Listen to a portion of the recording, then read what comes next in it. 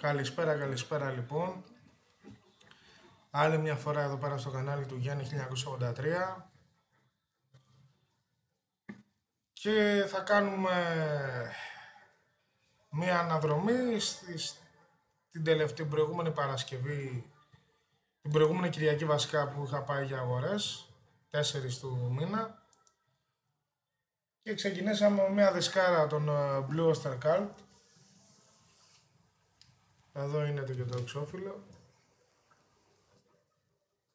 Tyranny and Mutation. Τυραννία και μετάλλαξη. Μ' άρεσε πάρα πολύ το εξώφυλλο. Εκπληκτικός δίσκος, έχει φοβερά κομμάτια μέσα. Τώρα The Black and the Red,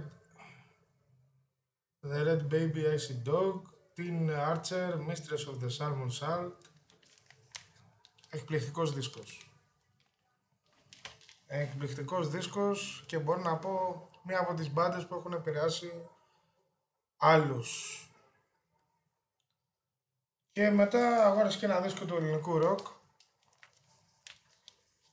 Το βρήκα όχι σε πολύ καλή κατάσταση. Δημήτρης Πουλικάκος, μεταφορά εκτρομέ ο Μίτσος. Τραγούδια τα οποία τα έχουμε πρωτοακούσει κάποιοι από εμάς στο live στο Κύτταρο, στο γνωστό Ζωντανή στο Κύτταρο. Δίσκοι τα οποία βγήκαν την εποχή της, τραγούδια που βγήκαν την εποχή της δικτακτορίας, 67-74, μαζί με το τότε συγκρότημά του, τους Εξαδάκτυλος. Λοιπόν, κι άλλα είχαν γίνει αυτές τις μέρες. Είχαμε πάει και σε μια συναυλία των Πλασίμπο 1η του μηνός, όπου θα μιλήσουμε σε ένα γενικό αφιέρωμα στους Πλασίμπο που παίζει να γίνει μέσα Σεπτεμβρίου περίπου.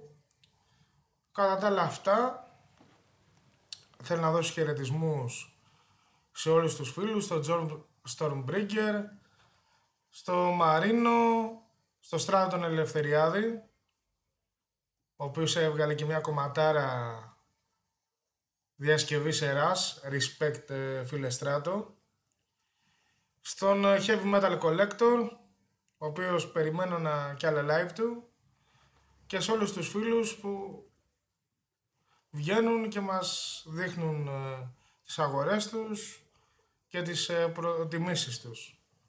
Θα τα ξαναπούμε.